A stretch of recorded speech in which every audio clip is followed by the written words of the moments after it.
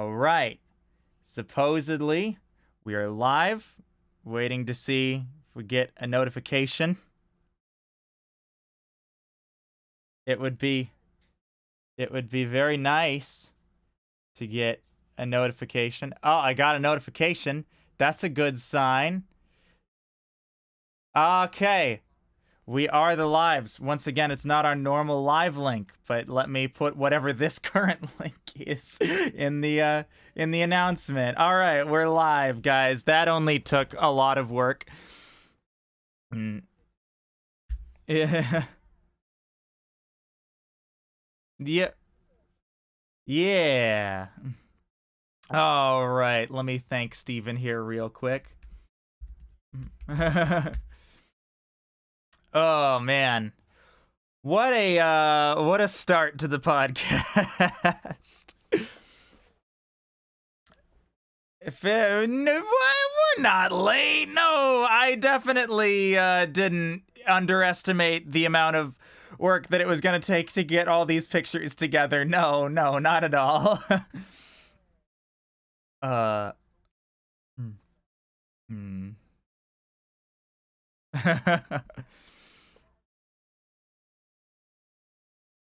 Yes, always. We're early, yes. Let's see. Can can everybody hear us? I mean, oh, you know what? I am dumb. Hang on, guys. No, they can hear me. They can't hear you guys, because I'm dumb. Now, okay, try this now. Oh, nope, that's the input device. On all the things. Okay, now they should be able to hear you. Wow, this is just a mess. Hooray! This is just a total mess. All right, can you guys hear them now? We exist. Hooray! Am I alive? You must validate my existence or I do not exist at all. Oh no. Yay, okay, yeah, we got a commenter saying they can hear us. Okay, cool. Oh, thank God. All right. Still relevant on the internet. Wait. Everything going wrong today. All right. Excellent. We're all able to hear. Hooray. So, okay. Yeah. Hey everybody. We're totally not late. It's your We're early. We're definitely early. So, we're doing something a little different today, but I guess first we should introduce ourselves. What's up, guys? My name's Brian. I'm the head of the audio department here at KRWBY Productions. I also voice Neptune for Ruby Burged. And I do the audio things. I've helped with some writing things. I'm kind of all over the place sometimes. Hey, Ian, who are you? What do you do? Well, you've already said my name. I guess it's everything. Nah. I also help admin for the KRWBY Productions Discord server. So if you ever need anything, please let me know. I'm more than happy to hear what you have to say. And what else do I do? I'm usually behind the technical side of this podcast, but no, that's being manned by you today, Brian. Yeah, a lot of good that's doing today. Hey, Forrest. I make no judgments. I know what the couch is like. Hey, Forrest, who are you? What do you do? I am me. That pretty much covers it, actually. Not sure. I'm on this podcast. Hell yeah, Katie. Anime. Katie, who are you? What do you do? Whoa, hey everybody, my name is Katie. I go by Connie Day online. You can find me at KRWBY Productions playing White Schnee, Cinderfall, Penny, and Velvet in the Abridged series. I've done some writing. I'm a producer on the channel. It's real lit. I do voice acting on the internet too. You can find me at Dr. Crafty, and you can find me on the podcast Weird Flex, but okay podcast with Jack's Blade. It's real lit. I like to do stuff. Hooray! Hell yeah. Hooray. I watch a lot of anime. Yeah. Well, that's really good because you know what we're doing today, Katie? What are we doing? We're talking about anime. That's my favorite thing to do. Yes. Same. So, yeah, we're doing something a little different today. Normally, this podcast is kind of a book club podcast where we sit down and we like watch a particular show and we kind of like talk about it week to week. But the show that we were talking about, ReZero Season 2, is done. And so to kind of close out this whole season, we decided that what we would do is we would kind of go back over all of the summer anime that we watched, maybe give some recommendations, be like, hey, if you missed this, go check it out, and maybe be like, oh, you might be able to skip this one. And then if we previously recommended it. Yes, because there have been some shows that early on in the season we previously recommended that we don't agree with our recommendation anymore. Yeah, I know. So, yeah, we're gonna do that, and then we're also gonna talk about what's coming up in this new season of anime, the fall season. Kind of talk about some of the things that we're gonna be checking out. I know that Katie and I have already checked out quite a bit. Oh yeah, we've been watching a lot of anime. Also, real quick, we got a comment in the thing saying that someone donated, and they're wondering if it went through. Did they donate to just the chat? Because usually a little message pops up that someone donates to the chat. So I guess it didn't. I don't know. We're also still dealing with some AdSense stuff, aren't we? So yeah. So we might there's not be able to go through. Yeah. So yeah, we will update you guys as soon as we have further information. But yeah. Yeah. Hell yeah. One of the best ways if you want to do stuff like that is you can always check out our Patreon. Yeah. So why don't we just go ahead and jump right into the summer anime that we watched. So I think what better place to start than the Misfit of Demon King Academy? Oh hell yeah. Oh my god, we watched so much anime. Like, this has honestly been a season where I think I've watched more anime than I ever have in such a small amount of time. Because I was once a young girl who, and I still am this woman, this young sweet bab, where I would just watch very long form anime, my shonen, and I still do that. But I really, this season in particular, have had like some friends that we've just been going back and forth watching shit, and watching seasonal anime has been an experience. Brian is a veteran of watching seasonal anime, and I've just been like a casual when it came to seasonal, but then like a hardcore like go at it for like big long series. But I've like seen the ways, and now I'm like I'm in. And yeah, bottom line, Demon King Academy's fucking slaps. Yeah, Demon King Academy. Are our voices kind of staticky, or is it just Katie? It could be just me. I don't think it's us. I think it might just be Katie. Yeah. This is fair. I just have my laptop mic. Yeah, just Katie. Okay. But yeah, so Demon King Academy. This is, what's the full title of this show? It's like the Misfit of Demon King Academy, like the world's strongest demon king reincarnates and goes to school with his descendants or something like that. Oh my god, yeah. It's some visual novel.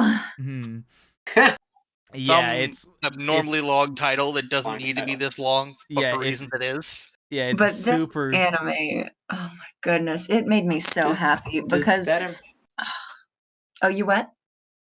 Oh, I thought someone else was about to speak. No. Sorry. It just seemed like the title indicated there were multiple Demon Kings. I was confused. Well, sort of. You're not totally wrong. Huh. Yeah.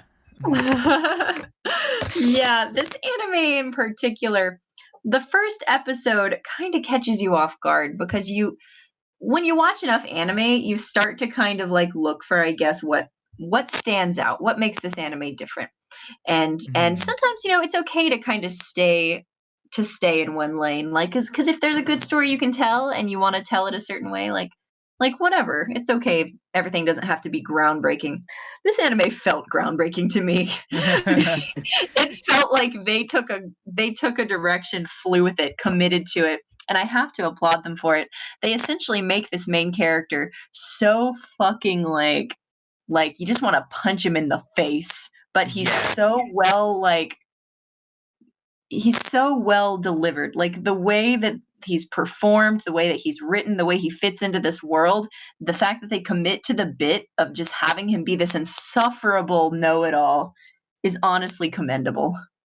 Yeah, like this is like honestly, like we were going back and forth on like, is this anime for real right now? Because they just take the power fantasy thing to such an extreme where it's like, I mean, it is Catharsis, the anime. Yeah, it like it's so extreme that it feels like a parody. And so you're just like, but they play it so straight. So you're like, are they being serious or do they know what they're doing? But it seems so competently put together that it seems like it just has to be a parody.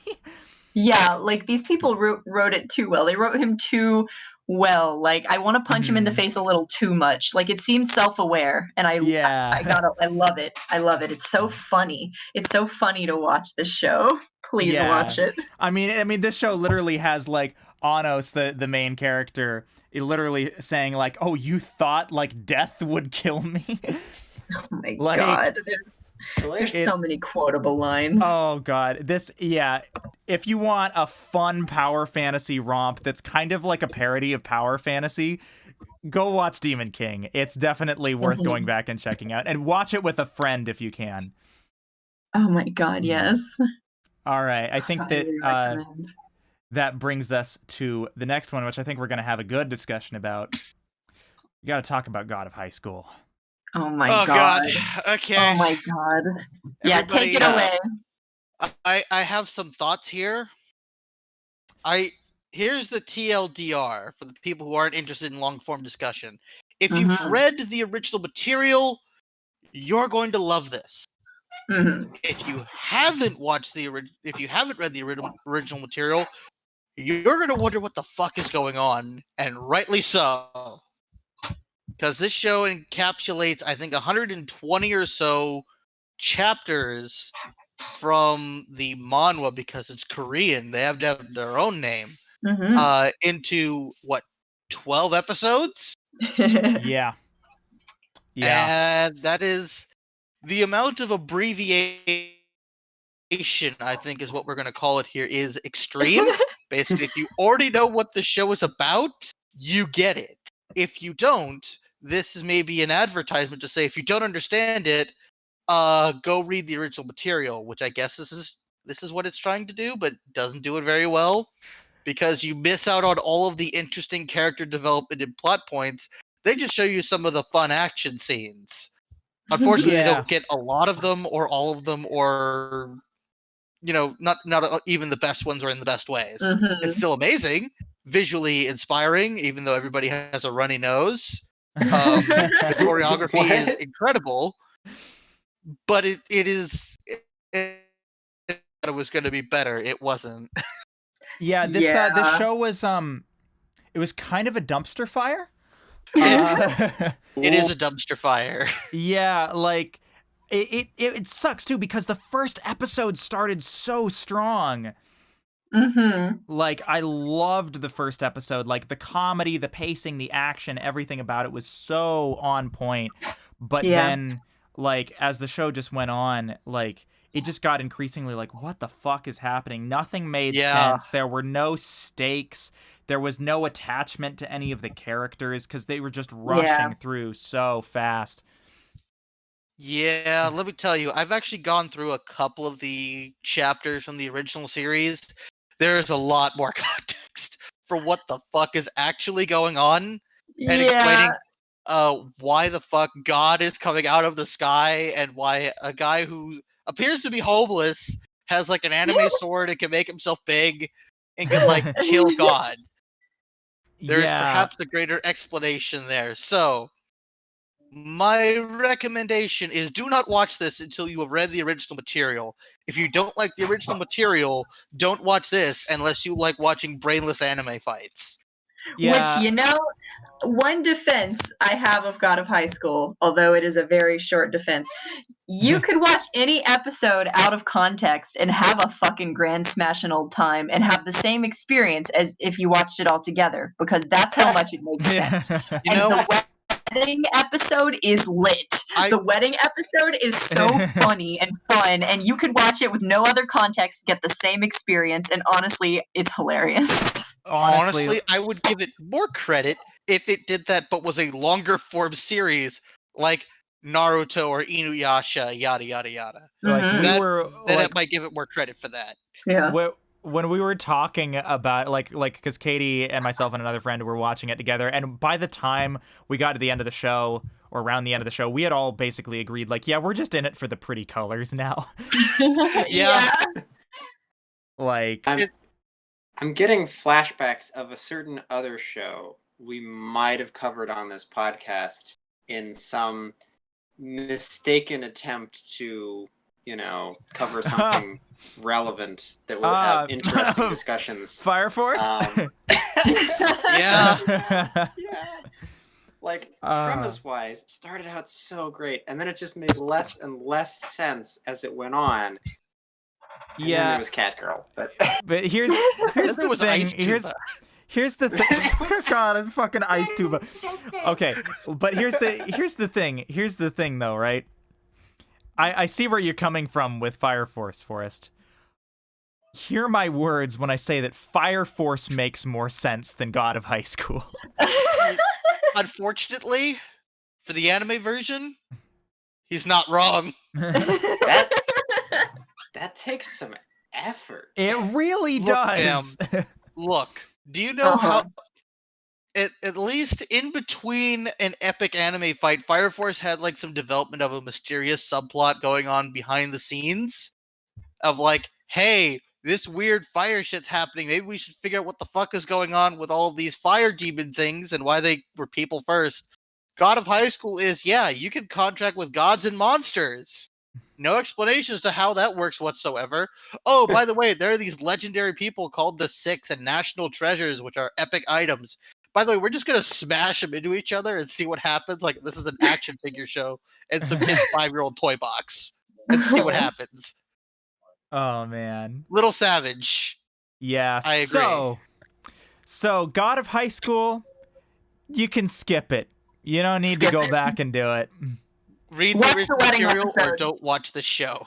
Watch the wedding episode, just that episode, because it's fun. This was such a disappointment for me because I tried to watch Tower of God and was mildly uninterested, but I watched it anyway.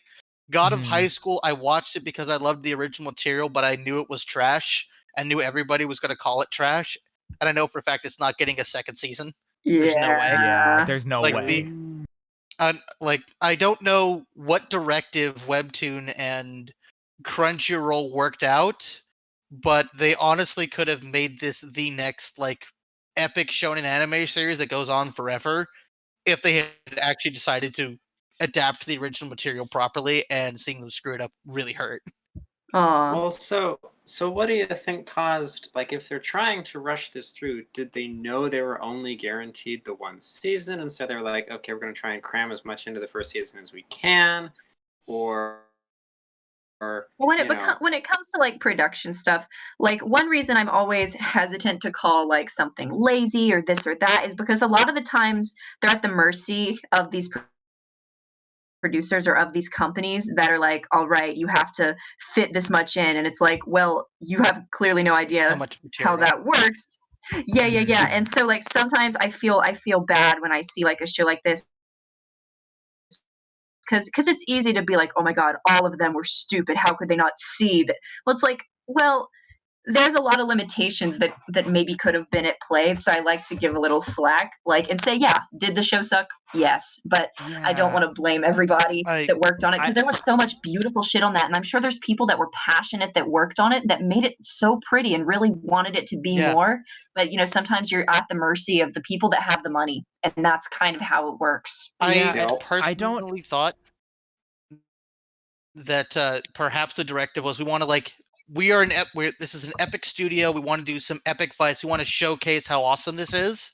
And in the process, they kind of had to skip over some of the things that made you care a bit more about the characters in between those epic fight scenes. You could get those epic fights because there is no way you cannot say that God of High School did not have some of the best ball buster action you've been looking for in a show.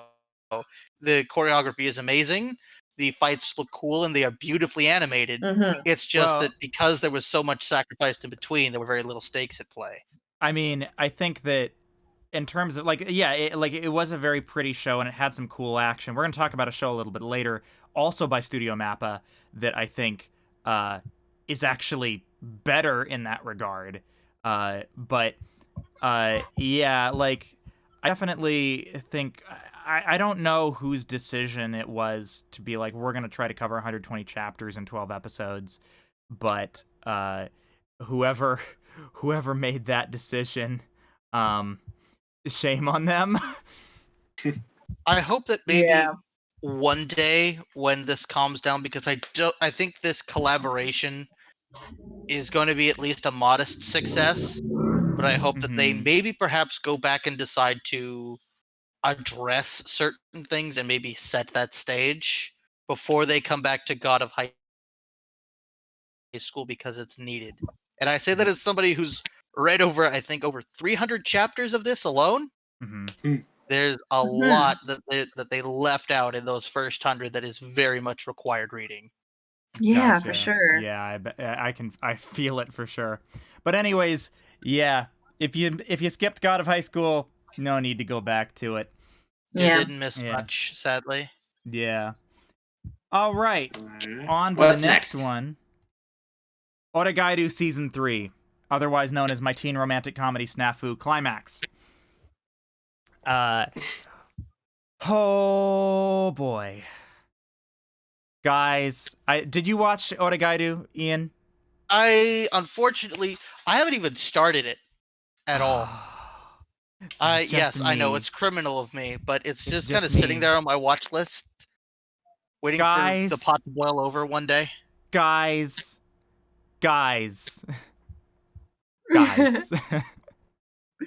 And girl. Guys. Oh my god. This show, this ending, I didn't realize it. Like, this entire season, I was going, God, how are they going to end it? This ending was pretty much everything I could have wanted. Oh, they nailed it? They fucking nailed it. It has, I don't want to spoil anything, but in the second to last episode is really where, like, the main conclusion of the story is, and then the last episode is kind of like the epilogue.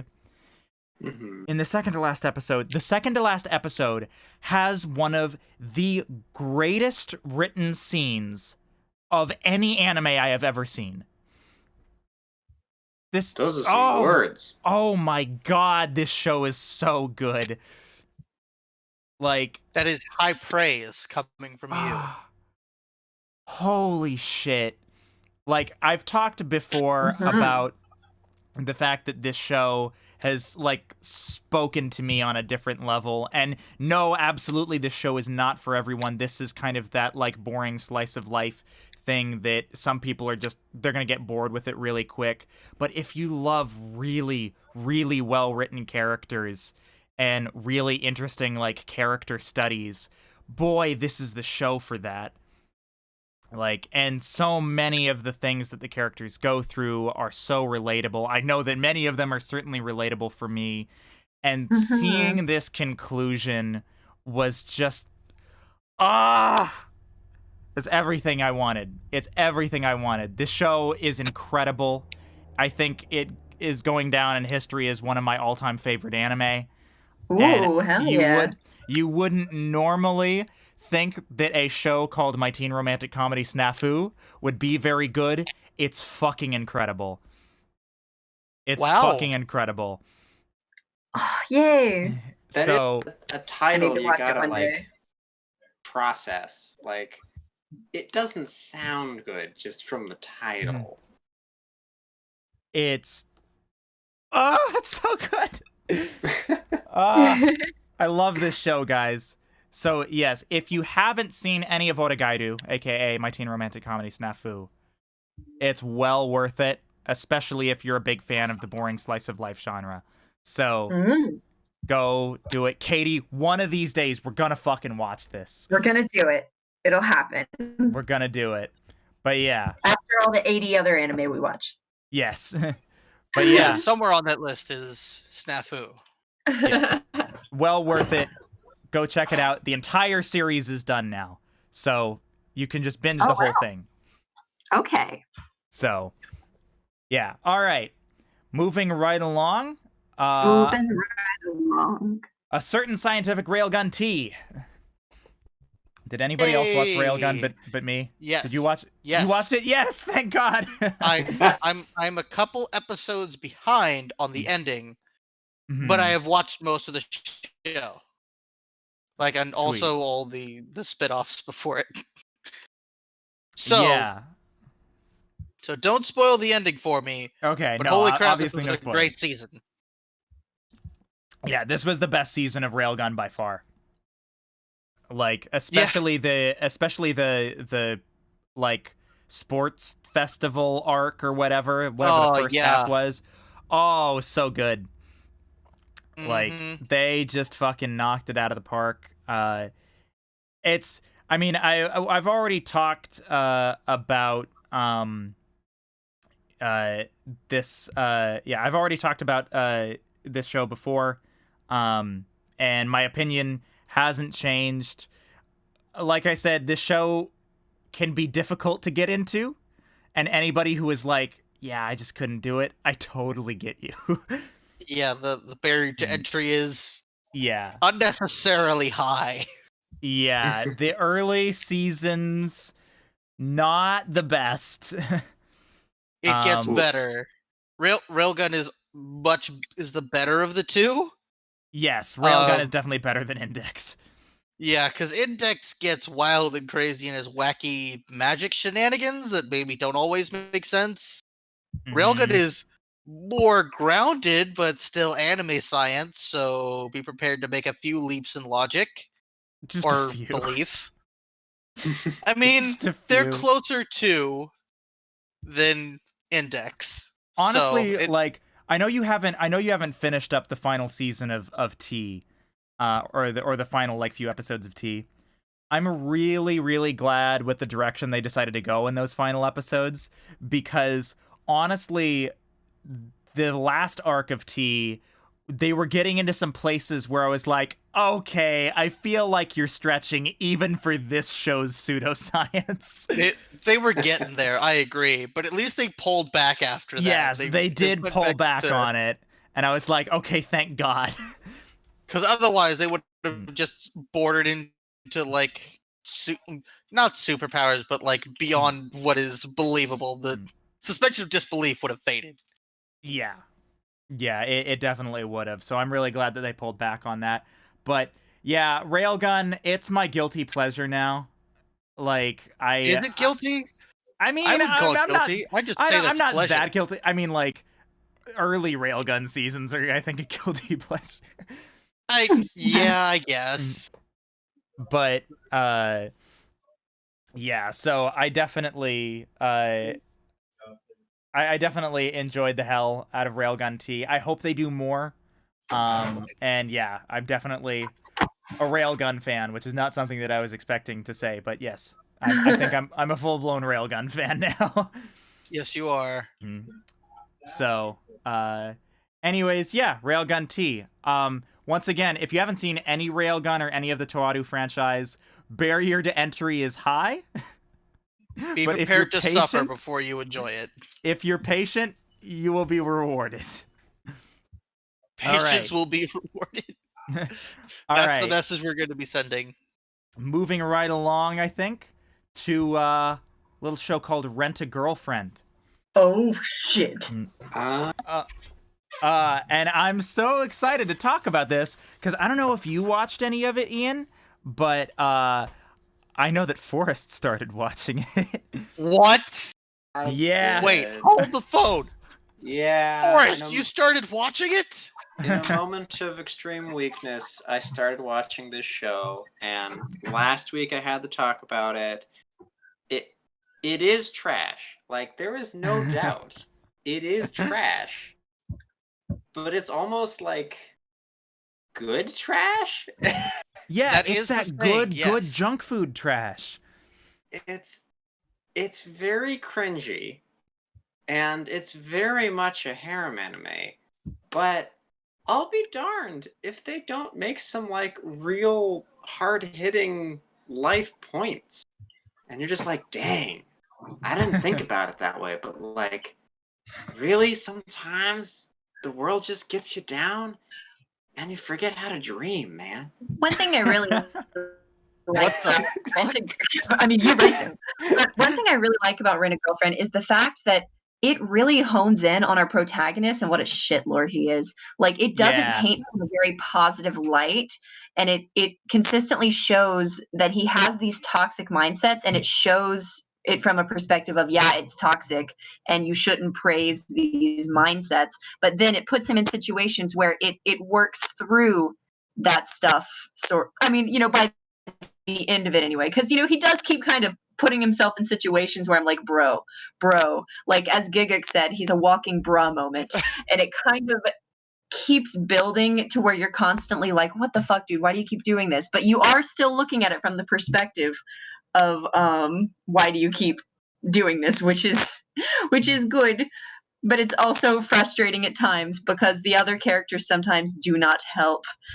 But Chizuru is a goddess among goddesses, and seeing her, the light that shines through her, and how our main character is supposed to, I guess, be relatable in some ways to some people that feel like they're a piece of shit and there's no way they could match up to this or to that. But it really shows like you need to have some dignity, and if you just maybe like open your eyes a little bit, maybe things would be so bad if you didn't make things hard on yourself. Also, one other thing I want to comment is I like that it kind of leans away from like the slut shaming a little bit, because in the beginning he is kind of being like a little toxic masculinity, like kind of slut shaming, like, why are you doing this? And she's like, bitch, I'm just, and she's just like, well, I'm just trying to do my fucking job, bitch. You didn't have to come over here.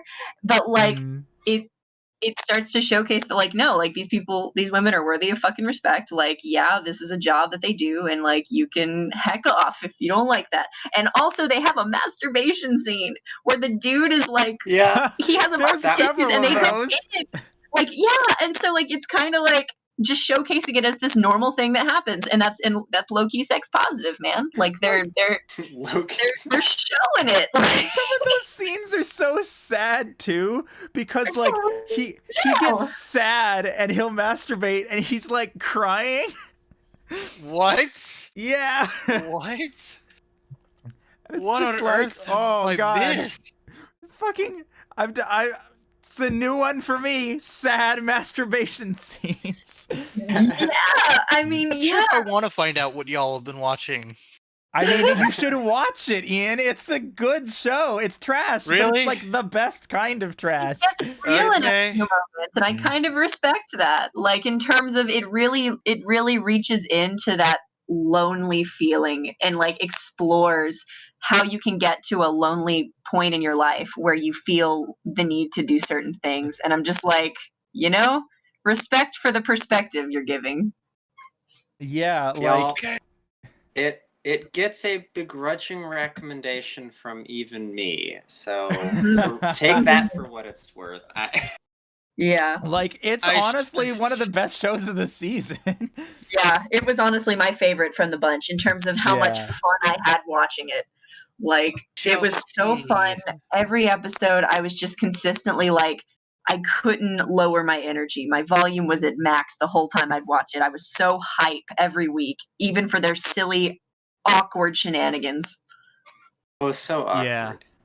So And we would get so upset every week when they would like drop a cliffhanger. Yeah. It's like, it no! does do a good job of that too. Dude, oh my god, this show. Also, everyone seems to hate Mommy. Mommy-chan belongs Mommy-chan belongs to the streets. All my homies hate Mommy-chan. And Ruka-chan can go fuck right off. Ruka-chan can go fuck off. That's the thing, though. She's not a bad person. She's a very troubled person. No one said she was That's a bad way to put person. it. She's not a bad, like, Mommy-chan is actually a bad person. She's actually Ruka-chan bad. is just Yeah. she's so stupid that she consistently, like, it's the type of ignorance that needs to be, like, managed with a straightforward attitude, and our anime protags never know how to stand up for themselves or establish boundaries, and she's one of those people that consistently overrides boundaries, and it's She'll walk frustrating. all over you. Yeah. And so, like, yes, you can make the argument of, like, oh, well, you just need to see things from her perspective. Sure. But does that, it doesn't excuse it. Is there a reason? Sure. Doesn't excuse it. But, when you're watching anime for a long enough time, there's certain tropes and character types that you can kind of, like, brush off as, okay, whatever. They're going to be this way to make the show interesting. But it's still okay to be mad at it as long as you understand why you're mad at it. Yeah. And why she also belongs to the streets. Not the same dumpster as Mommy, but near. Adjacent. She's in an adjacent dumpster. Yeah. Yeah. Her dumpster's a little nicer though. She got the recyclables really. Mommy-chan has just the straight leftover Chinese food. Like Ooh. Like honestly, like when we were like we kept like rooting for red-haired girl because it took her so long to show up, and we were like, we need somebody to come in here and give Chizuru a challenge. Yeah. And honestly, like redhead girl, if we could have gotten her instead of Ruka early on, I would have loved that, man. Yeah. Oh my god, she was such an adorable little bean. Like, she's no Chizuru, obviously, and she doesn't stand a goddamn chance, but she's so good. Like, she is a good waifu material babby girl, and I respect and love her, and I want more of her. Just, if we could just delete Ruka, put her there, that would make the show infinitely better. Yeah. So, if you missed Rent-a-Girlfriend, go watch Rent-a-Girlfriend. Like, of all of the things that we watched this season, if there's one thing that you missed that you should go back and watch, it is Rent-a-Girlfriend. Oh my god, yes. That is high praise. I want to reiterate, Mommy-chan may belong to the streets, but I do think she is a very well-written character. Oh, yeah. No, she's a really well-written character. Yeah, she's a great character. Does she suck ass? Of course she does. But God, every time she's on screen, she's going to fuck some shit up in a very, like, she's such a great villain. Like, her manipulation is so perfectly written just to, like, piss you off in a very specific way. Because it feels real. It feels like you've met someone like her, like someone that's done that, and it's like, oh my god, like she's such a good. Is foil the term? Like for Chizuru, like complete just opposite. And so when they interact, it's so interesting because like you can. They're such well performed and well written characters. Yeah. Very much so. So yeah, go watch Rent-a-Girlfriend if you haven't. That includes you, Ian. Do it. Damn it, I thought you were excluding me. Oh. No one can escape. If I got roped into this, you got to join too. No! So that brings us to our next show to talk about. Boy, this is going to be a discussion here. I'm scared. It's a little show called Super HxEros. Oh my god. Were we the only ones to watch that? I think we were. It was just you two. Oh my god, you guys, you're missing the best. You're missing something. Am I? Are you sure? Name. I don't think so. I think I am saving myself from a brutal disaster. Honestly, like this, if you gave the excuse, I need to save myself for marriage, that applies to this show. I'm way too far down the proverbial rabbit hole to say that, and if I said that, you would call me out, Brian. There's no way I could get away with that. This show is one of the etchiest ecchi shows I've ever seen. Yeah. The censorship is bullshit. Yeah, in case you guys, I mean, I know we've already talked about the show, but just to like quickly recap what this show is about. There are aliens, and they're sapping your H energy, otherwise known as your horny energy. Yes. And there are these superheroes that have to stop the aliens from sapping your horny energy. And how do they fight these aliens? Well, they fight them with horny energy. So that's the kind of show that we're talking about here. Yeah, and it's important to note that horny is actually a superpower in this world. Yes, horny is a superpower. The amount of horny actually gives you super strength. It's terrifying. Yup. So they don't so much have MP bars as they have horny bars. Yep. Horniness bar. That's it fuels their powers, huh? And this show, I don't know how much money they dumped into this show, but it was too much. They gave this show so much attention. The animation, beautiful. The characters, perfection. Beautiful babies. Oh my god. The voice acting, of course, nailed it. The voice, the seiyuu for Kirito. Yeah. Is our main boy. And Matsuoka. in the opening, he sings in the opening. They got burnout syndrome to do the opening. Fucking Kirito is in this show. Yoshitsugu Matsuoka. Like, what the fuck? And the dub, like Funimation dubbed it, and the dub is actually good. Like, way. Yeah, it's great. No, I don't believe it. I can't. No. Like, I'm sorry. Yeah. No. The dub ran with what they had, and they committed, and you've got to respect it. And like, this show is so over the top and funny, and my only complaint is that they censor it to such degree, like in terms of like the nudity and stuff, that like even if someone's just like walking around like in a bra or something, they're like covering up the bra. And sometimes there will be scenes where the whole screen is just white because there's too many people in there that might be a little naked. And it's just like there the are some censorship scenes of where I'm like, okay, sure, but like the censorship, like going so far as like censoring the underwear was like, oh, come on, man. Yeah, really? And like, so I'm curious to see if like if there is a Blu-ray release, if they're actually going to completely uncensor it, or if they're just going to commit, because you know it is Funimation, so like I guess they're just taking hentai now, because this could be a hentai. There were so many scenes where it felt like they were just, here's the line, like they're on the line, just like playing chicken with it, like just trying to see how far they can go. And like there were just a few scenes where I was just genuinely like, are they actually gonna do this? And there's one scene that was so censored, I don't know if they actually did it, but it feels like they actually had sex in that scene, like, and showed it. Like I genuinely think they did. Like why did Funimation pick up this show? Why did they commit so much to this show? It makes no sense. Yeah, like for sure, like to be like, I think I said it when we talked about this show last, but like, yeah, this show is in a category of what I like to call, I can't believe it's not hentai. Yeah. Like it's just so out there. And you know, when the Blu-ray hits, whenever somebody, you know, uploads that, we may have to go check out the uncensored version for science, for science. Yeah, right. You know, we have so, to be sure that Jeff it's still safe. work at Funimation? Maybe you could ask him. So I guess that brings us to the question of, do we recommend this show?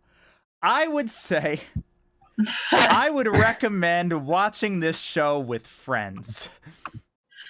Yeah. I don't know that I'd recommend watching this show on your own, because like this was kind of a show that we were kind of watching ironically a bit.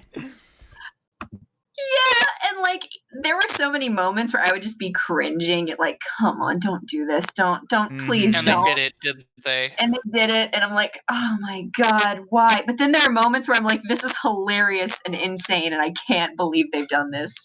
And it's fun to comment on, but like I don't think it has any merit to just go randomly watch on its own. Yeah, I would say maybe.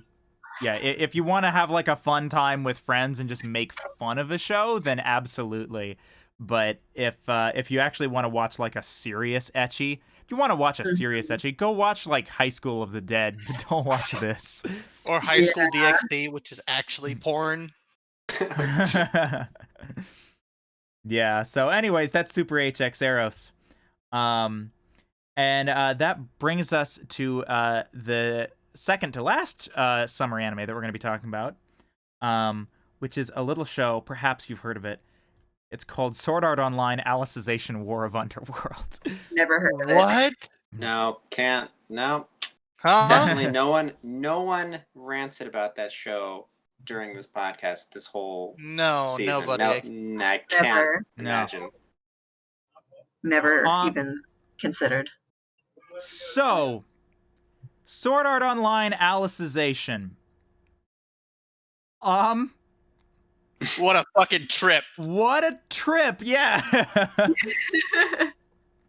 I mean, considering it's named after Alice in Wonderland, is trip maybe the operative word there? Yes, I chose that Perhaps. rather deliberately. If you want more details about Sword Art Online: Alicization, go back and watch some of the previous podcast where I recap all of SAO and I talk about Alicization. And yeah, it you know, I definitely didn't think that the first 2 seasons of Sword Art Online were good. But oh my god, Alicization takes the cake in terms of just the most, like, off-the-rails thing I've ever seen SAO do. Like, it has gotten to just new levels of off-the-rails. Mm-hmm. It's only going to get worse, apparently, considering the Yep. ending. Yup. Mm-hmm. It's just wow. Wow. Like, Reiki So- Kawahara, what drugs are you taking? And more importantly, where can I get some? I I now, mean, in ter- is it what drugs is he taking or what drugs isn't he taking? Oh god.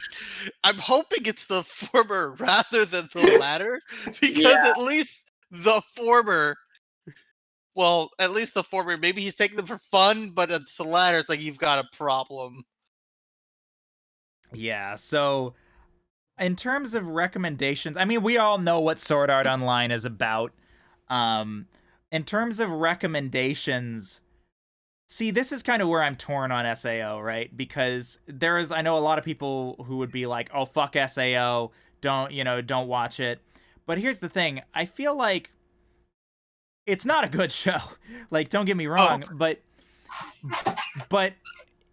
SAO is so integral to, like, the heart of the anime community. Like, everybody, like, the conversations about SAO have never stopped.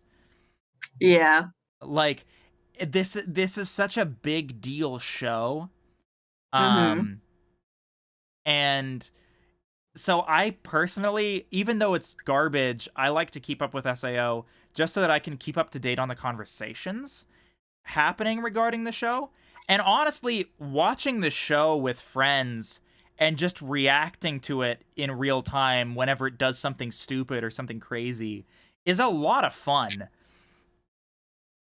So if you have friends to watch it with, I would recommend watching SAO, because it's a trip and it's a fun time, as bad as it is. So Mhm. yeah, Mhm. I mean, you Good. watched it. I mean, Ian, you watched it. Katie, you watched it. You have different opinions? I No, agree. I entirely agree. It's just, it's hard to encapsulate in a few sentences what the actual fuck this show is about. Yeah, and for me, like, when I was watching Sword Art with you guys, this is the only show that I picked up where it was currently in the anime without having seen all of the other stuff leading up to it, because I wasn't really Mhm. interested in seeing all of Sword Art. So I was just kind of watching it with the blind eye view of, like, yeah, I'm just gonna believe everything that's happening and take it at face value without having any of the understanding of the backstory, because I've only seen ever the first season of SAO. And so my opinion of it is very skewed. So me saying that it's ridiculous without actually having seen everything leading up to it might, not be a totally fair, even though I know No, that you're it's been. correct. No, yeah, You're because even if I correct. had seen everything, people that have seen everything have told me that it is still crazy and that no amount of watching up to it would have helped. So, yeah, I'm kind of in the camp of, yeah, it was pretty fucking crazy. Yeah. Yeah. Well, No, I it guess was me.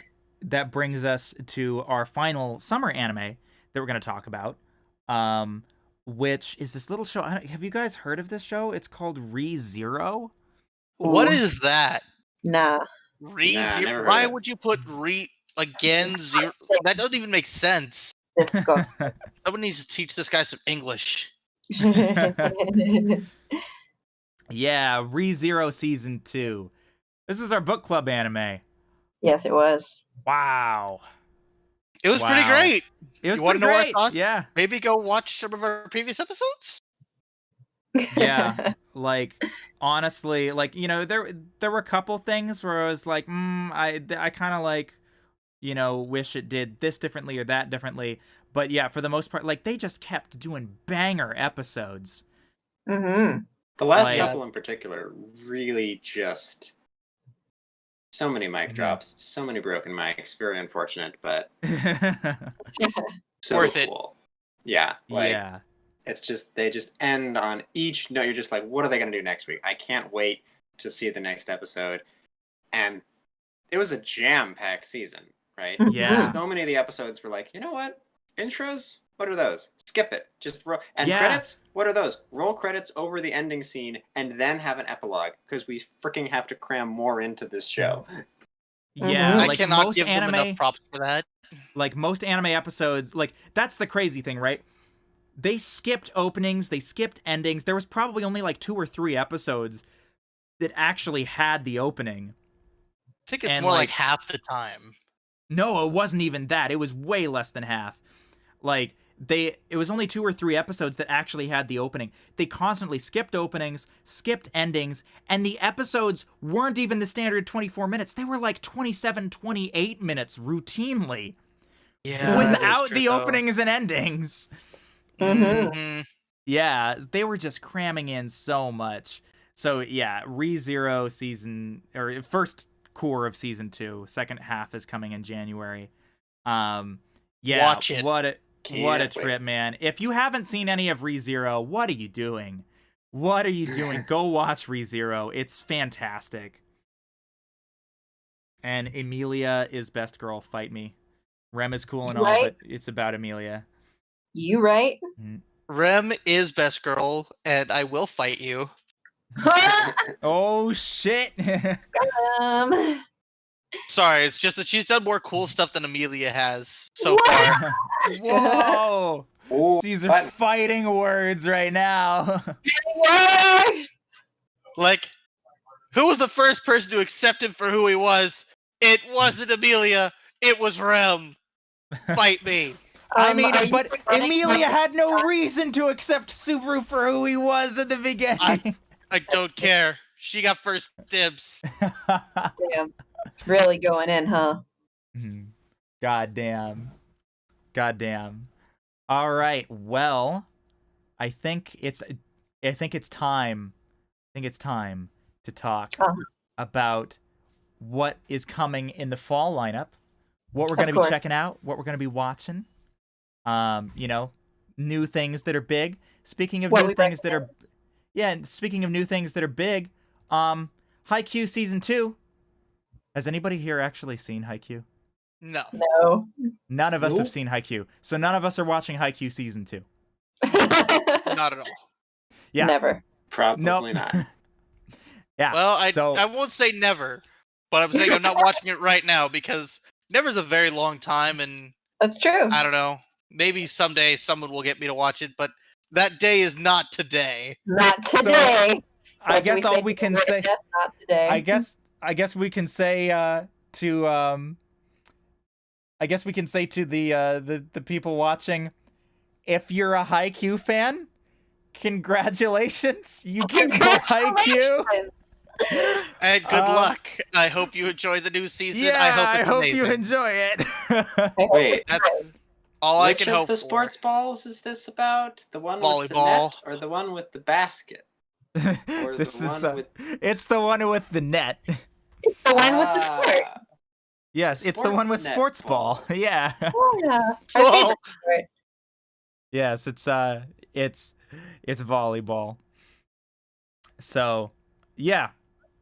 Good luck with Haikyuu season 2, Haikyuu fans. Yay! yeah. Um, Let's not pretend we know about a show that we don't actually watch and just move yeah. on. So, next on the list is Yashahime. Is anybody Wait a going to be minute. watching Yashahime? Which Let one me was see. that? Which one is this? Is this the one I'm thinking about? This You have is a like picture? the Inuyasha thing. Oh yes. Oh, For those of you who love Inuyasha, this is literally the sequel to that. yeah. I must admit, Yeah, I am yeah. like maybe a quarter of the way through Inuyasha at this point. Because I started and then stopped, but also, how long has it been since Inuyasha stopped airing? I think it's like the 90s when this It's show been a was hot minute. actually airing. Yeah, so it Sounds about getting a right. sequel is interesting and fun, and I somewhat enjoy Inuyasha, and I'd be mildly interested to see what would happen in a sequel. So I'm excited. I won't be trying this because I want to get through Inuyasha first, but I'm intrigued. Mm-hmm. Yeah, having not seen any of Inuyasha, I don't know if I'll be watching this one either. I doubt you Um, will. I doubt it. Yeah, I might watch one episode just as a gag. Like, but maybe I'm not going to commit to it. Okay, well, for any big Inuyasha fans, congratulations! You get more Inuyasha stuff. Yes. It seems like more it was a pretty Inuyasha, popular more anime better. back in the day. It Oh, yeah. still is to a certain degree. Yeah. There's a lot of love out there. Inuyasha's a big name. Mm-hmm. Yeah. A lot of so, I folks. just need to A finish lot it of folks in first. school were into it. So, to have fun, Inuyasha fans. You did it. Congrats. At least we're doing them the courtesy of mentioning it because you know Yeah. what? We do need to acknowledge these, even though we know we're not watching them anytime Yeah. soon. Deserves respect. Yeah. Speaking of things that we've actually watched, I don't know how many people here have seen it. I know Katie and I have. And I know that it's not like it's a movie, it's not a full season, but I figure it's worth mentioning Burn the Witch. Oh yeah. I've watched Burn the Witch. I watched it today. It's amazing. Yay! It's real good. It's a also thing. a huge reference. I love the difference of opinions here. It's amazing. It's good. It's a thing. Well, it gets more amazing when we explain kind of the ending. Yeah. It's a giant reference, but I'm not going to spoil as to what. Yeah. Yeah. There was so much, like, as I was watching it, like, Brian, you said you'd never seen Bleach, right? Yeah, never seen Bleach. Yeah, so me and my other friend that we were watching it with, we have very much seen Bleach, and constantly throughout it, I was like, "Oh my god, this character is just this character, but from Bleach, but like with this character's this or like that. Like, oh, that's just Grimmjow. Oh, that's just Orihime, but like this. Oh, that's just like Hime. That's like." It was literally fun. this. Yeah. There was a lot of Bleach inspiration there, but I mean, duh, Taikubo, but like it's yeah.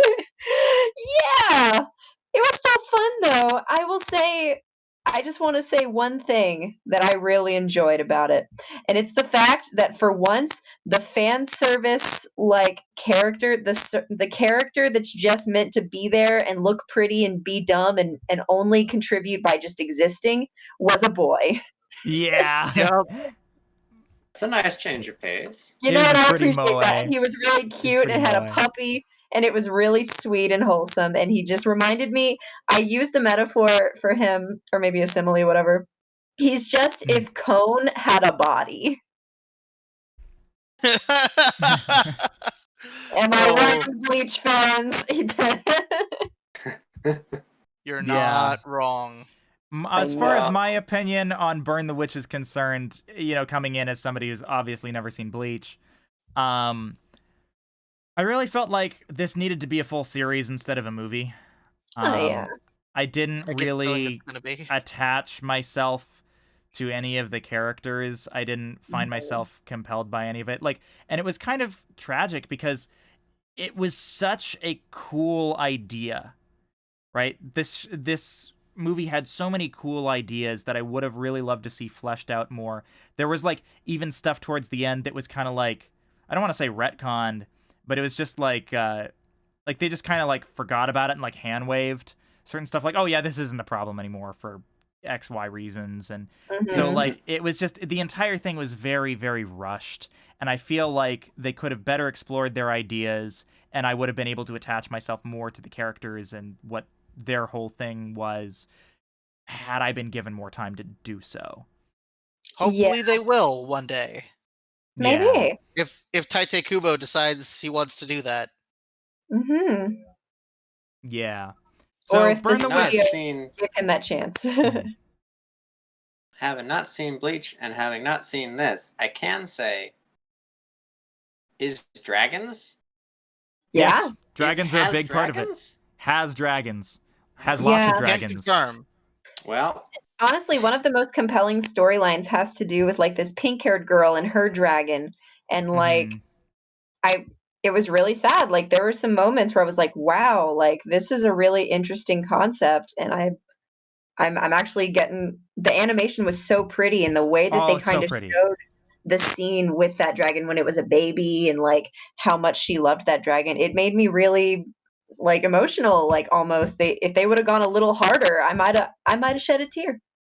Yeah, It's almost honestly, like this entire thing was less than 90 minutes in length.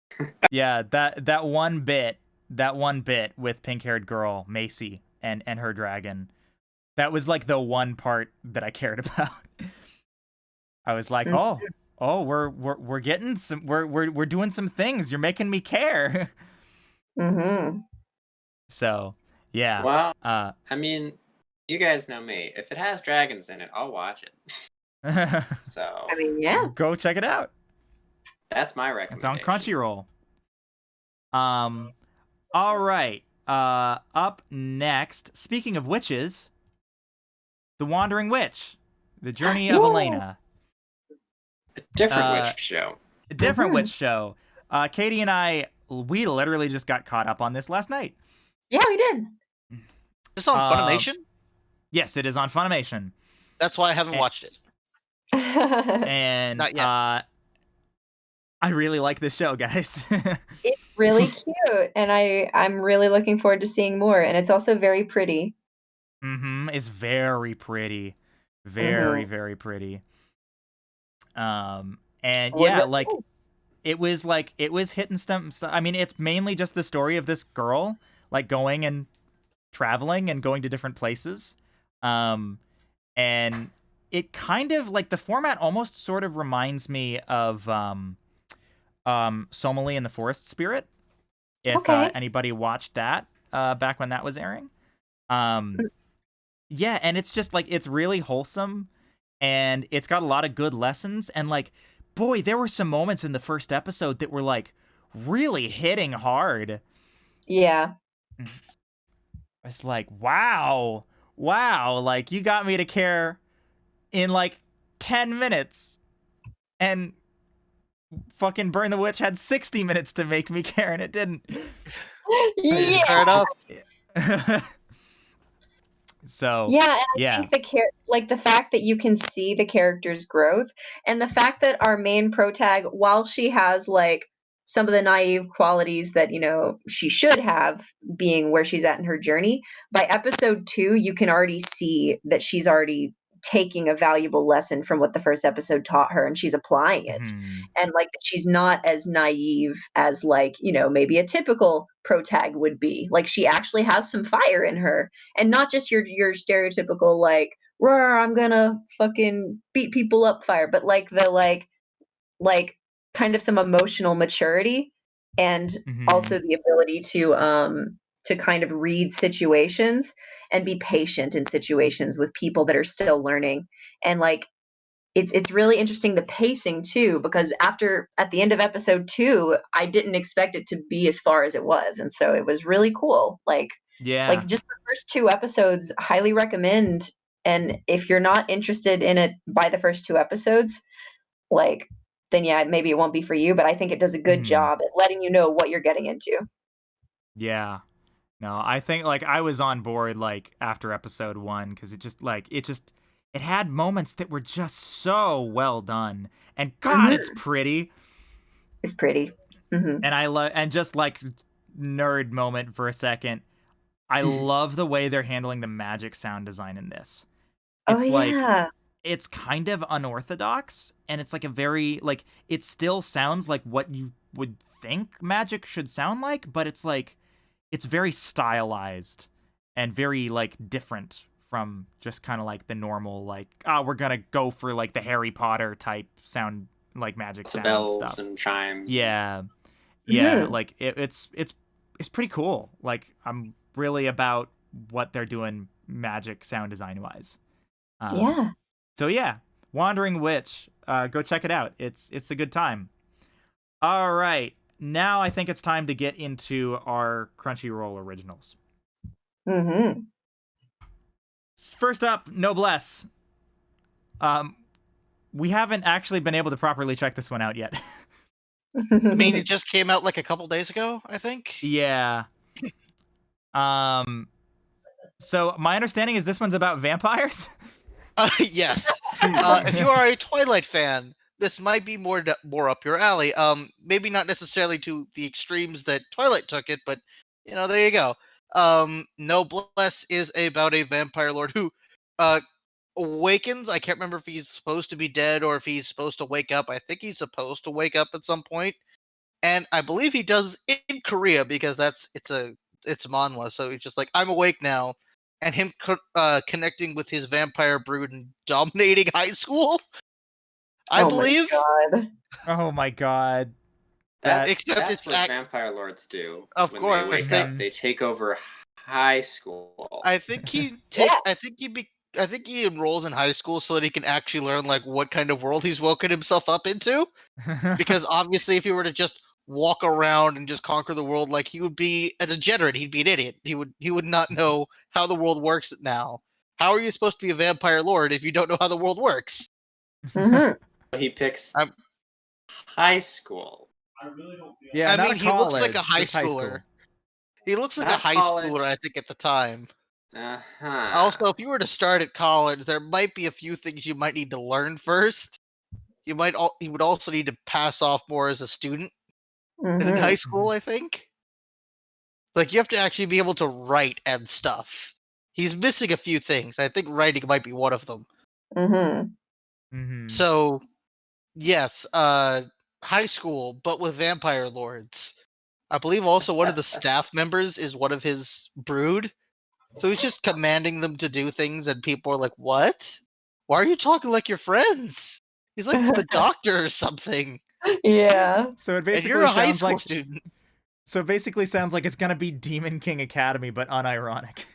Oh my But god. unironic, and maybe I didn't get that far. I really did not get that far. This one, it kind of lost me the first 10 chapters in. Like, I'll go back to reading God of High School or Tower of God. That seems more entertaining. Okay.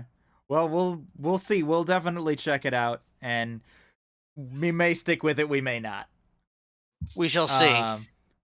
All right. Up next, Tonikawa, Over the Moon for You. Y'all. I haven't started this yet. This But I've heard Katie rumors. is about this show. Katie, do you want to take it away? show. Please. I love it so much. It's so terribly awesome. So our main character will not calm down, and it's great. He's so much all the time, and he won't stop. And I don't want him to. It's adorable. It's crazy and cute, and it's a Ponzi scheme waiting to happen. I'm sure of it. Because what happens, okay, you know how in the Americas we have a fucking there are so many like bad reality TV shows where like that junk food reality TV shows like I swap or wife swap stuff like that. Well, this show is kind of like, at first I thought it was going to be like the show Married at First Sight, which is like you meet someone for the first time and you just get married, and like then they film you, I guess, doing your life. So this show is about the premise of like, okay, I just met this girl and we're going to get married. And it's as stupid as it sounds. He's like literally like walking, minding his own business. He's about to be hit by a fucking car. She jumps in front of the car, and because he only got hit by the car though because he saw her and instantly thought, "Oh wow, she's real hot. I want to go talk to her." Boom, car comes. She jumps in front of it and is like, "Don't worry about it, kid." And he's like, "Wow, now she's double hot. I must talk to her." He goes and talks to her, and she's like, "What's up, dude?" And he's just like, "Man, I think you're real hot." And she's like, "Do you want to date?" And he's like, "Please." And she's like, "Cool, but only if you marry me." He's like, "What?" And then he passes out, and then he's in a coma, and then like wakes up, and they're married. Well, no, And he Shinji says gets yes. to- He says yeah. He's like, yeah, let's get married, and then he passes out. Yeah, and I don't want to say what happens after that, except like he's in a coma, and then he wakes up, and shenanigans ensue. But yeah, it follows them being married. Oh, can we talk about the fact that his name is fucking NASA? His name is NASA. Yeah. And I saw that in the trailer. yeah, and there's a bunch of like lore about like a story of like a spirit that has lived on the moon. So my theory is that she's like the reincarnation of the spirit or something, but I don't have a way to confirm that. I mean, it's the story of Princess Kaguya. Yeah. Yeah, We're yeah. doing moon. Oh no! Moon Oh spirit yeah, I girlfriends listened again. about that in the trailer. God, Yeah, that's him and Sokka tragic. would get along. Yeah. But That's this rough, boy, right? this anime boy is so horny on main. He's like horny on main to 11, no, to 1000. He's so like dumb and like he will not calm the fuck down. Like even the prospect of seeing a girl's hand, like, oh my god, I could hold her hand. Holy shit, we're married. Can I hold her hand? Like it's that bad and it's hilarious. It's so funny. Oh my god. This show, if you love rom-coms like I do and you love the over the top bullshit, this show delivers. It's so like and this girl, I don't know what her motivation is and they're really stringing you along with it cuz like you don't know why she's doing this and it's so like interesting cuz there's this fucking mystery to it cuz he's this just like poor horny on main boy and she's just like this person that I can't read but she's married to him now. So, sure, it's great. Watch it. It's so funny and dumb, and I need more of it, and I'm invested too heavily in this show.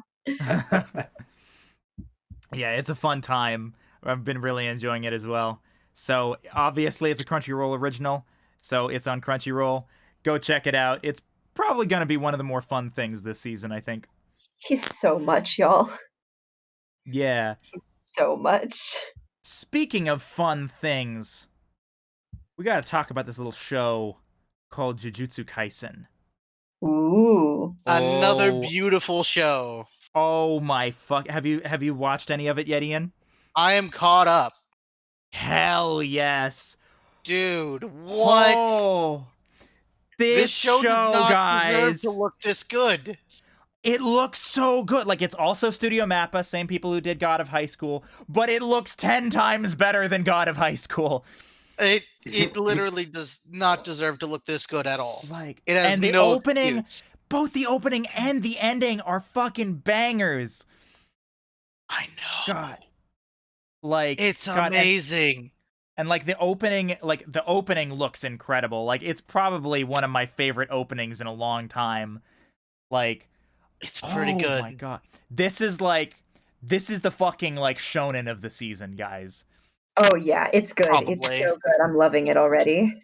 Yeah. Like, and the thing is like reading the premise, I was like, this sounds real weird. I don't know if this is gonna be any good. Then we sat down and watched the show and we're like, this is amazing. This is so good. It's so amazing. Yeah. Basically, to make a long story short, there are these things called curses. And this dude, he's just like a normal dude living his life. And then his friends like get attacked by curses, and then he eats a finger that's also a curse, and then he becomes a curse, and then he gets roped into defeating curses, and it's all very shonen, but it's like, oh, the execution is incredible. It looks amazing. It's such a good time, guys. Like, this is that good shonen shit that you've been craving. It's the good. It's the real good. And the action, holy shit, the action is incredible. Mm-hmm. Yeah. So definitely, if you haven't, go watch Jujutsu Kaisen once again on Crunchyroll. The characters are amazing. The cast looks Hmm. awesome, and we've got a plot on our hands. Yeah, we got a good plot on our hands. Hmm. So And we're just getting started. yeah. So, moving once again right along. Now we're gonna talk about a different category of anime. The category of anime in which we checked it out when we have thoughts. First and foremost, a little show called The Day I Became a God. I haven't watched this one yet. I read this title and I said, no thanks. So we checked it out. Now the reason we checked it out is because it's by PA Works, and I'm a PA Works fanboy. I think it's also supposedly, I need to double check. Actually, let me double check right now. I think it's written by the same person who did like Angel Beats and Charlotte. Really? Yeah. So Brian's just a weeb. yeah, so I think that's the case. I could be wrong about that. But yeah, so basically, but I do know it's PA Works, and I love me some good PA Works stuff. And the ratings on this are interesting. It seems like some people aren't super about it, which I kind of understand. This main girl in the middle is super annoying, but I have a thing for annoying characters, so I love it. I'm enjoying the hell out of this show. It wasn't terrible, but I don't know if I'll really keep going with it. Don't know if I can recommend it, but it's not terrible. Yeah, I don't know if I can recommend it either thus far, but I like it because I'm a fucking degenerate. Hey man, So- it's at least good to know your biases. So that brings us to the next one. I'm Standing on a Million Lives.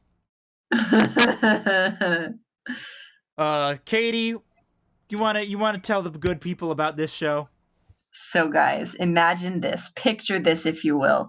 A fucking psychopath high schooler that is always switching between, like, the way that they portray him switches constantly between, I'm just a brooding, edgy boy and want to kill everyone just 'cause, to, you know, man, the power of friendship might not be so bad.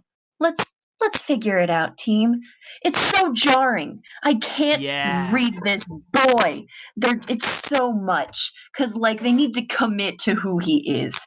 I cannot tell, and like the shenanigans that happen, like the sci-fi shenanigans of the alien stuff versus the isekai fantasy stuff. Like yeah, that's all fine and dandy, and like I guess the rules of this universe that they're introducing can be interesting, sure, but the characters are like falling so flat for me that it's intriguing, but it's not like it's not maintaining my attention. Yeah, same.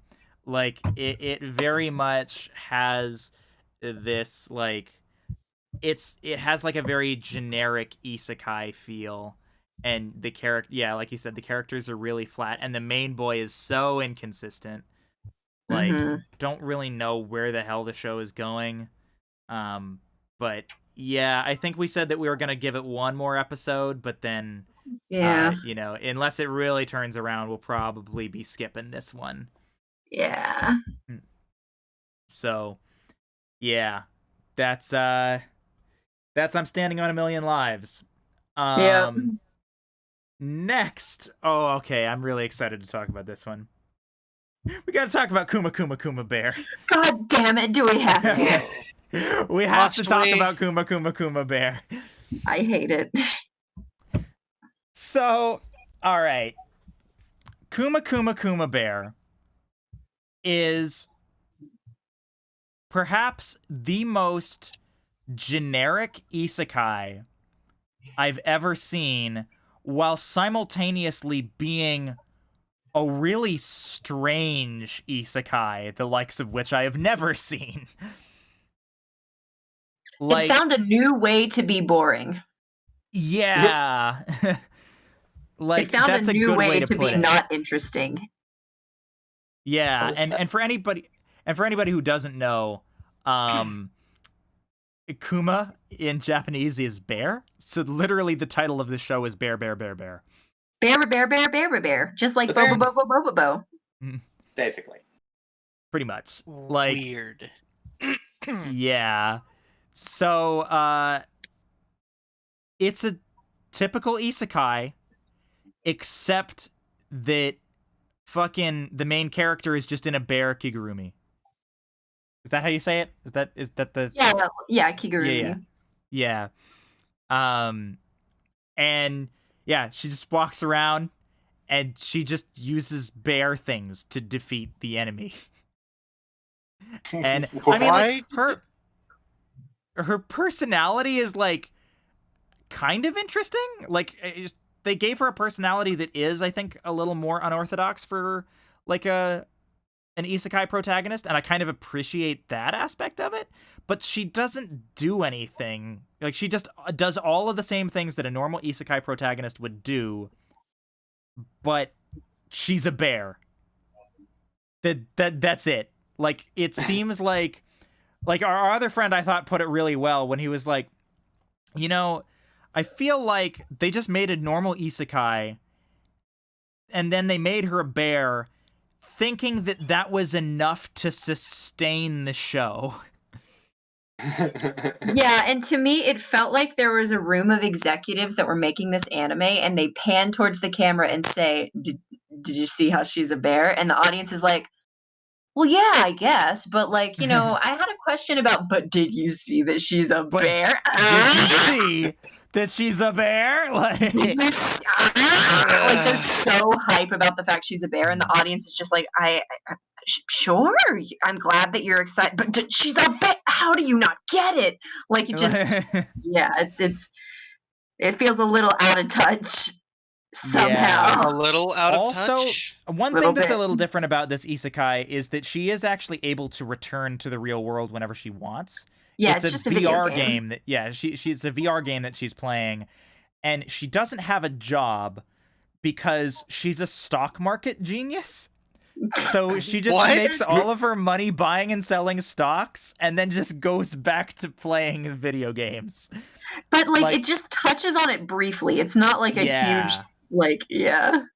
So, Which is crazy. So it's a plot device to explain why she can spend all of her days being a bear in a video game and Yes. not actually have to do anything. I mean, perhaps They might explain like, it more. It's just the first episode. You know, but... the more I think about it, the more I am like, I might go like check out episode 2 or something on my own to see like where the show goes, because I feel like if they took it from an angle of like, you know, her real life troubles, right? Because like it did show like her grandparents or something, or her parents like calling her being like, you never come, and she's like, I don't wanna. Like, if they like made a point, like if they made a point to like bear, maybe Grandma. deeply explore that aspect, then the show might actually get interesting. But like, as it stands right now, it was kind of like, huh, okay, it's just an isekai, but she's a bear. She's not even a bear. She's just in a bear costume. Yeah. Just looks like a bear. Hey, She just sometimes has a bear if you kiggle. think that that's enough to carry a show, just dress somebody up as a different animal, and you got a whole range of isekai you could do. Yeah. That's true. So anyways, yeah, Kuma Bear. At this point in time, can't super recommend it. Moving right along, I don't know that any of the rest of you guys are watching this. Golden Kamuy Season 3. Are you watching that, Ian? Nope. Honestly, I have a confession to make. Oh. I haven't finished season 1 yet. I'm on, like, episode 8. Oh, fuck. Golden Catch Kamuy. This is... I have been keeping up to date with Golden Kamuy for a while. I really like this show. is kind of ugly. It doesn't look very pretty, and it's got some really bad CG. But like, it's this really kind of like interesting historical drama, like search, like hunt for treasure type of thing. And I kind of like the aspect of the culture that it shows, because it's showing also like the native Japanese culture, the Inu people, I believe is what they're called. And yeah, kind of like showing some of their traditions, because one of the main characters is Inu. And yeah, it's kind of a fun action adventure thing, and I really like the historical context of it, so it's been fun. I knew. Thank you. I knew. That's what it is. But yeah, so yeah, I definitely recommend it. It's a fun time if you can get past the bad CG. Yeah, it definitely shows Japan at a time of transition, where it's like Yes, it's not for sure. entirely modernized yet, but also there Mhm. are these remnants of like the Ainu culture still Mhm. around and still very much relevant in the lives of Mhm. people who practice it. So it definitely does present an interesting premise of, hey, a treasure hunt at a time period when when Japan is starting to modernize, after so long being almost the same nation for several hundred years. Yeah. So I'm really excited for Golden Kamuy Season 3. I think it's going to be a good time. Speaking of Season 3s, DanMachi Season 3, aka Is It Wrong to Try to Pick Up Girls in a Dungeon Season 3. Spoilers, it is. Seems like a bad idea. Yeah, that doesn't seem good for your health. I mean, to be real, like, let's be honest, the show is more how to pick up boys in a dungeon. Because Belle, like, the main character Belle, for anybody who hasn't seen DanMachi, like, he gets all gung-ho. He's like, I'm gonna go pick up girls in a dungeon, I'm gonna be an adventurer. And then he gets in a dungeon, gets totally overwhelmed and freaked out, and then a girl saves him, and he's just like, ah, she's amazing, and then he just falls head over heels for her. Yeah. It is very much a harem anime, but of all of the harem anime I've seen, it's probably one of the more tasteful harem anime. It also It's a has an fun actual show. plot. Yeah, it has an actual plot. I mean, a lot of it is driven by Belle being stupid, but yes, there's in fact a plot. And while Belle himself might not necessarily be the most interesting character in that equation, there are certainly some of the not background, but like villains or more backgroundy characters or things just happening not in Belle's purview that are also just as interesting, or if not more so. Yeah. So I really, it's a fun kind of like harem action adventure, and I've been digging the developments that happened in Season 2, and I'm so excited to start Season 3. Like, I really enjoy this show. Have you started on Season 3 yet? Because I'm like Not 5 yet. minutes in, but then I had to start. Okay. 5 minutes in, we're already meeting the new waifu. That's literally the opening. Hell yeah. And my thought Hell is, yeah. really? I haven't even got my popcorn ready yet. And we're all, really? Now? Alright, fine. And then I realized what time it was. Hell yeah. So, DanMachi Season 3. I think it's both on Crunchyroll and on High Dive. I'm not sure, but I do know for sure it's on Verve. Hell yeah. So go watch it there. Yeah. All right. Once again, moving right along. Speaking of romance stuff, Adachi and Shimamura. I'm not sure about the show. I haven't watched it. I haven't seen anything about it. Katie, what do you have to say about Adachi and Shimamura? Adachi and Shimamura. That's our little babies, right? Yeah. So it has these two cute little girls that they have a little crush on each other, and they're real cute, and they're hanging out, and it's kind of like this little high school romance story, it seems, where like these girls are kind of, exploring like a friendship, but there might be feelings there, but they're kind of like maybe we're going to explore that a little later. And so I'm really excited to see where it goes, and I do want to watch a little more of it. I'm not exactly sure the full direction it's going yet, but I do like how organic their relationship feels right now. Yeah. And I think that the only thing that is like really weirded me out about it is they have this like astronaut character that's like Yeah. he's in a space helmet, and they're not explaining what that thing's deal is, so it's like a mystery element. Yeah, it's just like literally the show opens with this just astronaut floating down a river, and then it just cuts to the rest of the show, and they don't explain what's happening with the astronaut. What? And every now and again they just cut back to the astronaut, and then it's just doing something weird, and then they cut back to Adachi and Shimamura, and it's like, what the fuck is going on with this astronaut? It's really curious. It makes me want to watch more, but I'm also like, are they doing this just to keep us interested? So they're putting some weird batshit stuff, or is this actually gonna be some cool, beautiful metaphor? I don't know. It's funny and weird, and I'm interested in that aspect too. But I am actually interested in the chemistry that these two girls have, and the love story that's going to hopefully bloom between them, and exploring their relationship. Not only is just young people figuring out their feelings, but also just trying to get through those feelings. And yeah, it's very fun and silly and organic, and feels very natural and really cute and very slice of lifey. Yeah, very much so. So yeah, as far as my opinion on Adachi and Shimamura, it's on Funimation, I believe. Yeah. Yeah, I think so. Yeah.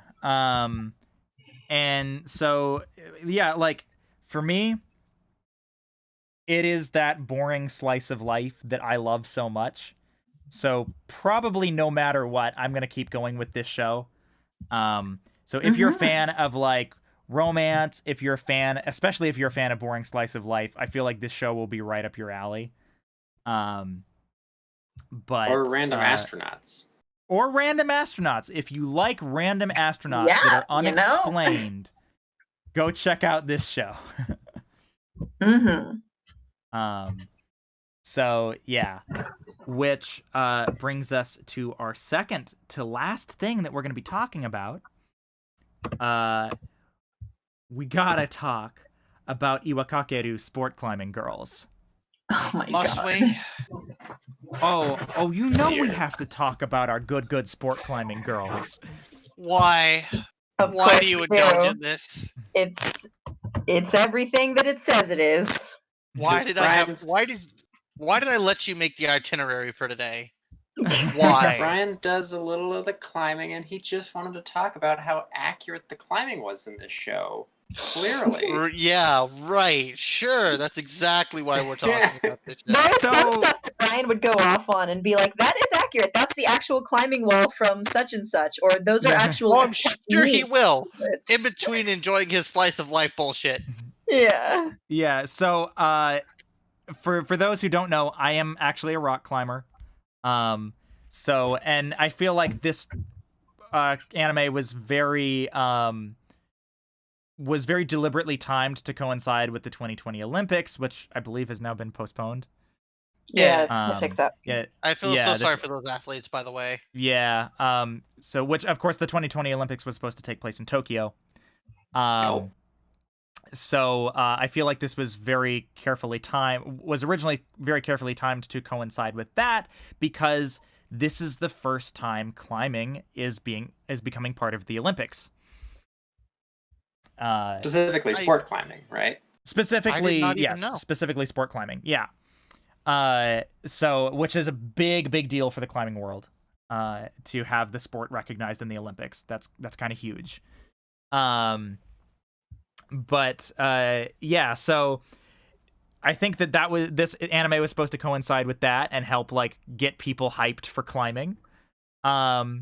And what better way to get people hyped for climbing than watching some cute waifus do some climbing? It's true. Oh my god. They know their audience. Yeah, so as far as the accuracy, I mean, there are a handful of inaccuracies, but I kind of have to begrudgingly admit that this show is pretty accurate. What? They clearly did their research. What? What is that? What is the meaning of the word?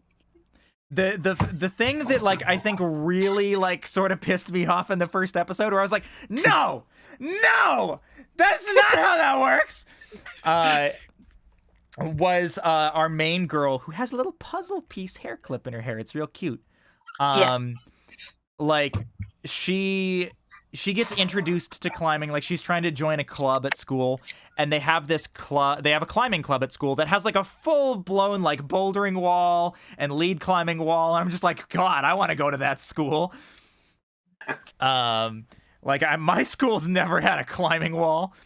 But they basically had that, and so she was going and checking out that club, and she tries climbing for the first time, and day one they put her on lead, and she starts doing speed climbing, and she's speed climbing 5'11", which doesn't mean anything to anybody here, but 5'11's pretty hard, especially for a beginner. If you're a beginner, you're not climbing 5'11.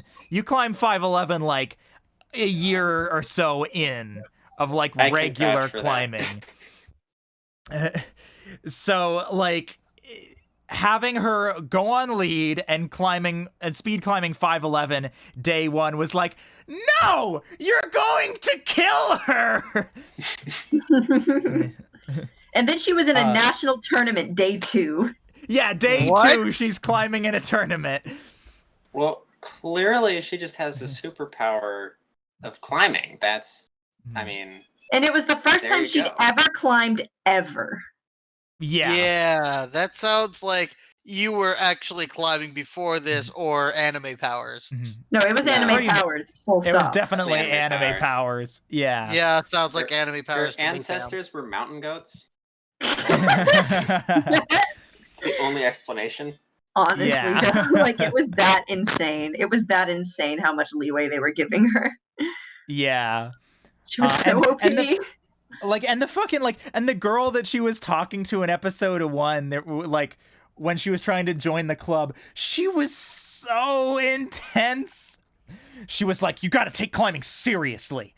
Like, she's like, "You can't just be in this for fun." It's like, whoa, chill out. Like after just meeting her, like after being like, do you want to join this club? Like, oh yeah, well I've never climbed before. What? You have to take it seriously. You have to be a professional now. And she was like, okay. And then she was, and it was like, what? Yeah. Not even like a training montage. No, they just put her on the wall and she was so naturally gifted. And it's like, God, shut the fuck up. It's like, she's just like fucking going out there, leading, climbing 5'11 on the same day she learned how to fucking tie in. Like, what? Like, oh, it was... So that was, like, the part where I was just like, no! But everything else, for the most part, is pretty accurate. It is kind of weird to see this sport that I've been doing for so long anime-ified. Because like they'll have like the whole like, you know, like anime Yu-Gi-Oh moment where she's like on the wall and she's just like, okay, so the next thing I need to do is I need to grab this hold and I need to use a drop knee, and just like going like through all the stuff that like when you're on the wall, you just like, you don't like pause and run through all of that stuff in your head, you just do it. So it's just like kind of weird seeing all of that like get anime-ified and like dramatized in that way. But yeah, it was a fun time. It was a fun time. So definitely gonna be keeping up with sport climbing girls. It's like, of course. Yeah, it's that. Yeah, it's obvious. I mean, I would say it's the one thing that I wish the show did more was I wish the show explained a little bit more about how the sport worked. And maybe they just like needed to get us into like a competition quickly just to like up the ante and like get us introduced to all the characters. But I really wish that they would kind of like explain to the audience like more of what's happening, like what lead climbing is, you know, and all that stuff, so that the audience can better understand the sport. Because right now, Mhm. it's like pretty typical sports anime of just like, yeah, they're doing the sport and there's a bunch of cute waifus and that's kind of the main draw to the show. And I'd really like to see the show become a little more educational about climbing in and of itself. But other than that, yeah, I'm enjoying the hell out of it. Definitely going to be staying with it. And that has absolutely nothing to do with the fact that I'm just a nerd for climbing. No, nothing at all. What on earth could you be talking about? Yeah. So that's Iwa-Kakeru Sport Climbing Girls. Mhm. There you go. Ta-da! Yeah, What and else that left? brings us to our last show that we're going to talk about, which is kind of I don't know how on the radar it is for a lot of people, but it definitely should be. Talking about Higurashi When They Cry Go. Which I don't know about you guys. It's a pet peeve of mine. I fucking hate the When They Cry title. If you watched, so for those who don't know, Higurashi is a very, very infamous horror anime that initially came out back in like 2006. Yeah, this is like the remake, right? So it was initially like slated to be a remake, but then after the first episode came out, they dropped a new key visual and a new title for the anime, basically saying, haha, got you. Apparently, it's not going to be a remake. So, very interested to see where it goes. Because the first episode definitely was pretty much a remake of the first episode of Higurashi. There were some slight differences. But yeah. Anyways, I know about Higurashi because I've been watching way back when I watched Higurashi with Annika, because Annika's a huge Higurashi fan. It's like her favorite anime ever. As far as horror anime go, I don't necessarily watch a whole lot of horror anime. This is probably one of the most horrifying horror anime I've ever seen. Damn. Okay. Like, there are a couple scenes in it that are infamous, which is why Katie refuses to watch it. There's a scene involving fingernails, and that's all I'll say about that. Okay. But yeah. So it's quite the show, and I'm really, really excited to see it redone, because quite frankly, one of the things that I found kind of interesting about the original Higurashi is that from a production standpoint, Higurashi's kind of trash. Like, the art style is kind of shitty, the animation is kind of shitty, and the audio is abysmal. So Bad, huh? from a production standpoint, the original Higurashi isn't that good, but there's something about the writing in Higurashi and something about the nature of how they go about their horror that just transcends all of the production stuff that isn't as good. Like, the horror in Higurashi is so powerful that it just makes none of the rest of that stuff matter in a way. It's all very, it's very psychological horror. So I don't know how much I can say about the show to really, without necessarily spoiling anything. I think Higurashi might actually be one of those shows that it's better to go in blind on. But yeah. Also, let me just bitch about the title for a second. So, the original English title for Higurashi was When They Cry, which I hate because that sounds like such a boring, generic fucking, horror title. But Higurashi no Nakokoro ni, the Japanese title, is When the Cicada Cries. And I think that sounds so much cooler and so much more interesting and ominous. Yeah, I agree. So, I'm upset that the official English title is When They Cry. Well, at least it's just the English title. Yeah. Is that because they don't think people in the English-speaking world are going to get what cicadas refer to? No, I think that like, we're- I think they were I just think like, they oh, think it's we're too willfully long. ignorant about cicadas. Like I think that they knew, but it was just like, oh, it's gonna be too long. And like when they cry, it just like flows. It's like, yeah, maybe when Very they cry short and flows a snappy. little. But the Misfit Yeah, of like- Demon King Academy short. Yeah, well, Like- once you have a title, I mean, that is short compared to the Japanese name, right? Mhm. I mean, yeah, for sure. Higurashi no Nakokoro ni. Yeah, like I definitely think that when they cry is like shorter, snappier, to the point, but it just sounds dull. But like when the cicada cries, it just has like an air of mystery around it. Higurashi is actually a very specific kind of cicada. It's the evening cicada. Instead of So- Twilight. Yeah, and like the show does this, and the show plays into that a lot. Anytime there's something creepy or something ominous that happens, you hear those cicadas, and it kind of like it becomes a cue. And I'm really excited to see, like, because they brought back all of the original cast from the original Higurashi, which is awesome. And updated the art style, updated all of that stuff. And I'm so excited to see how they redo like some of the like really big famous moments from the original. Like Annika and I were talking last night. There's a very famous moment in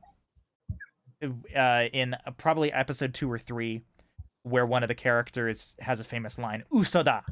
It's like, it's a lie. And she just screams it in this way that's so unsettling.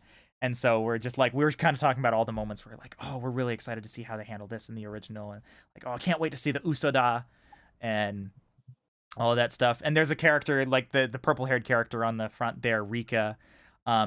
She has her little